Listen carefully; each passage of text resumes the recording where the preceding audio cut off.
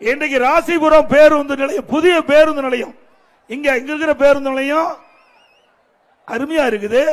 இங்கேயே இந்த பேருந்து நிலையம் செயல்பட வேண்டும் என்று அறிவிச்சார் திரு தங்கமணி, மரியாதைக்குரிய முன்னாள் அமைச்சர் சாரஜா அவர்கள் போராட்டம் பண்ணாங்க கட்சி நிர்வாகிகளோடு. ஆனா வேண்டுமென்ற திட்டமிட்டு ஒருவர் ஒரு தனியார் நிலம் 140 ஏக்கர் வாங்கியிருக்கிறார். அது ஒரு குறிப்பிட்ட ஏக்கர் நிலத்தை கொடுத்து 7 கிலோமீட்டர் தள்ளி ஒரு புதிய பேருந்து நிலையத்தை அமைக்கிறீங்க. எப்படி நகரத்துக்கு மக்கள் வர முடியும்? வர முடியுமா? ஆக அந்த 140 ஏக்கர் திராவிட முன்னேற்ற கழக மேலிடத்தின் மூலமாக வாங்கப்பட்டு இன்றைய தினம் அங்கே ஒரு புதிய பேருந்து நிலையத்தை அமைக்கப்பட்டு அங்கே சுற்றியுள்ள நிலங்கள் எல்லாம் விலை அதிகமாக விற்கப்படும். அப்படிப்பட்ட விஞ்ஞான முறையில் கொள்ளையடிக்கின்ற அரசாங்கம் விடியா திமுக அரசாங்கம். இது எந்த விதத்தில் நியாயம்?